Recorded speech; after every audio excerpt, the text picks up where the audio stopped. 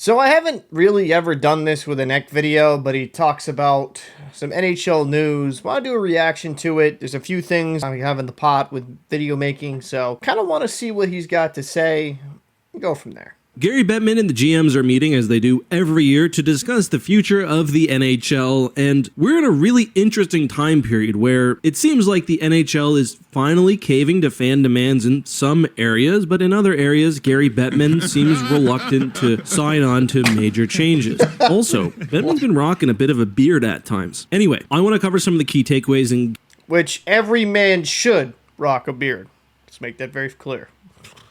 Give my opinion. Elliot Friedman did a great job of summarizing Bettman's press conference. He stated that there are no rule changes proposed for the GM meetings. Honestly, I find this a bit surprising. The NHL has given some direction regarding how goaltender interference will be called, but it honestly came down to the fact that there's discretion and subjectivity baked into this rule, so don't expect it to change.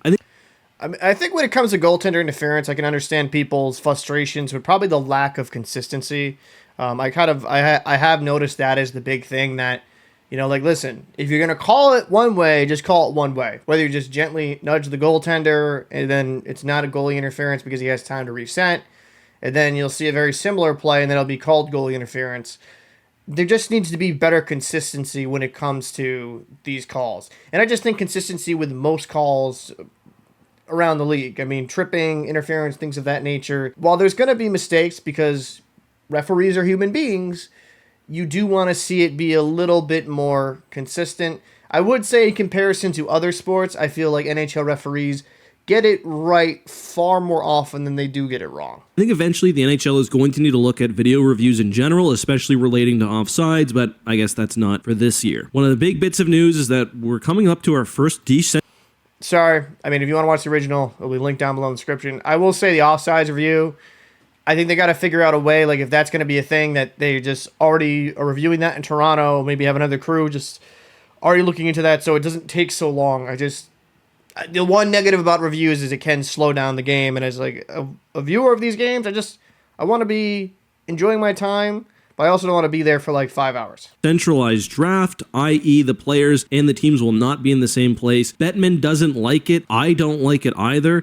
Yes, it's easier for the GMs and it's better cost-wise, but I think the draft should be a spectacle. They should get this fixed before McKenna is drafted in 2026, because that will be a spectacle. Bettman doesn't like expanding over time, which I understand. There is, more potential for injury. I think the shootout is a terrible way to end the game. I do think that's an area where rules could come in. One example, once you cross the line, you can't go back over with the puck. You can't regroup. I think that would help the flow of the game.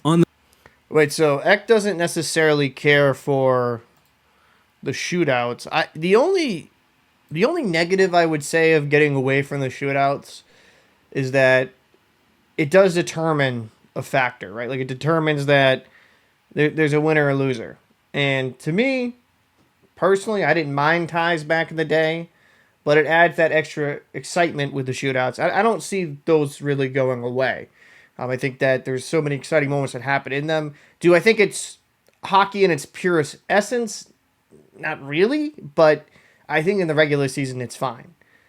You could argue, well, it dictates that a team could get 2 points instead of 1 or get 1 point instead of 2, and I would counter that, okay, well, if it's so important, teams should practice this and master it because it's a skill in its own right. So I can see the argument there. It's just, I don't see the NHL getting away from shootouts. On that note, another big point is, what do we do with the All-Star game? Obviously, the Four Nations tournament was a massive, massive success, so it'd be a shame to go back to something fans aren't interested in. It's very possible that we don't have an All-Star game next year and that the NHL tries to do something else. Next year is a bit of a weird one because we also do have the Olympics. So don't expect a best-on-best tournament, but the league is obviously trying to create something more interesting, whatever that ends up being. I do think generally management around the league may have some concern about these in-season best-on-best tournaments, given the pretty extensive injuries we saw afterwards, especially to big players like Matthew Tkachuk. But the revenue and the growth of the game is also something that directly translates to their pocketbooks. So I'm curious to see, especially what the NHL does in 2027. The only thing I could say is you could maybe potentially have these tournaments in the off season, but do they have that same pull? Like, do they have the same pull as events that would like, because it essentially replaced the All-Star game, right? Would it have the same pull in the off season? And I'm not too sure. I think hockey fans would definitely check it out. Like, I watched IIHF International play every year, but I'm a hockey fan, right? People that probably watch this video are hockey fans. We probably check those things out. But for the casuals, I don't know if there'd be the same appeal. While injury is a factor in these type of events and why you'd probably want to deter from having a best on best in the middle of the season, I think for the growth of the game, that might be a risk you just have to take. They want it to be some sort of showcase. As Elliot Friedman says, the players will be traveling to the Olympics immediately afterwards. So what can they do? If you've got an idea, let me know down below. Speaking of best on best, Trump, shockingly, said something just off the cuff, and now everyone has to deal with it. He apparently talked to Vladimir Putin about the possibility of an NHL KHL showcase game.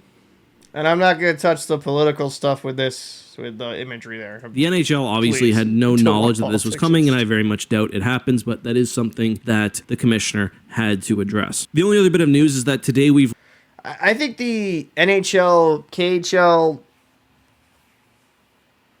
I mean, there's some talent in the KHL, but the NHL would wash the KHL. Like, the best players come to the NHL. But unless you had, like, Russian players play for that team, yeah, I don't know. I don't think that really makes a lick of sense, really. At least from the NHL standpoint. I'm not too sure that would make sense to even have. It's not like back in the days, right? You know, in the 80s, 70s, like when you had the big red machine, the Russians, like they were facing off like USA, Canada, like in the Olympics. You know, obviously we had Miracle, that like amazing moment that happened where Team USA upset Russia and they had that historic win. But times have changed, and all the talent plays in the NHL. You know, if you're the best of the best, unless you got some crazy charge, right? I'll just put it that way. You're playing in the U.S. You're playing in the U.S. and you're playing in Canada in the National Hockey League. We've learned the teams are discussing some way to make things a bit more fair in relation to taxes. Certain jurisdictions have tax advantages. The federal tax rate in the U.S. is slightly lower than in Canada, and also the state tax in several jurisdictions is zero. When you combine the differences in the Canadian and US dollar, places like Florida have an advantage when attracting free agents compared to cities like Toronto or Winnipeg. It's not as simple as place X has lower tax rate, so your salary goes that much further, because the tax rate is also affected by how many away games you play and where. But there is an advantage right now to certain jurisdictions. There should be a way to fix that within the CBA. You adjust the salary cap, or you make a real salary cap where a player has a posted salary, but then they're paid more in real dollars. That could even fluctuate based on things like exchange rate and tax rate and whatever else. But I don't know. Things could be tough for the NHL with Trump's nonsense and potentially a trade war, so I guess we'll see. Anyway. Yeah, again, I'm not going to go into the political thing because this is a hockey channel, but speaking about the economics regarding that, that would be very difficult to figure out. Like, how would you make it so you could have, like, you post the salary cap and you're paying them more because you're taxed more? It's just, that opens up a whole different quagmire.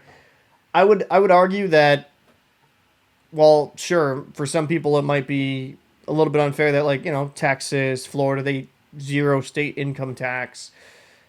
I think all in all, if you have a winning culture and your team builds well, players are going to want to come to your team. Now, Florida for the longest time, let's call it what it is, even though it was a zero tax zone, Florida Panthers weren't necessarily a hot spot until they kind of fixed that franchise. I would say Tampa Bay Lightning, you know, they've been relatively successful throughout their tenure there down in Tampa, but it's not like these places were destinations until these owners and general managers were intelligent and built good teams around them. I think, well, sure, there's going to be some aspect of players not wanting to play in like high tax areas. That's why some players don't want to play in Canada, because they're taxed like crazy.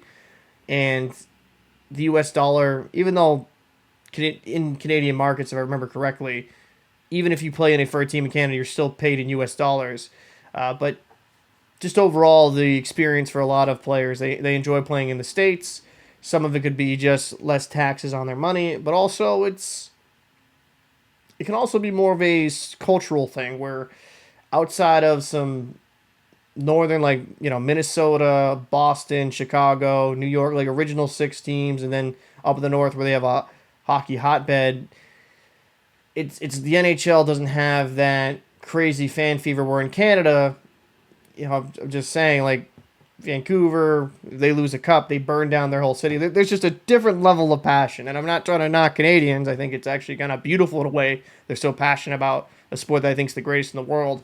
I think there's a multitude of reasons why you have a lot of superstars not playing Canada, but then I would argue, you have the best player on the planet in Connor McDavid, and I mean, if you could say Leon Draisaitl right now, but you have two of the best players on the planet playing in Edmonton, right? So I think a lot of this just comes down to, sure, there's going to be benefits and tax exceptions with certain destinations, but if you build a good team and you have a good franchise and you have the proper assets, people will want to come to your team regardless of the tax bracket, because at the end of the day, they're still making millions of dollars. And then again, I briefly mentioned it.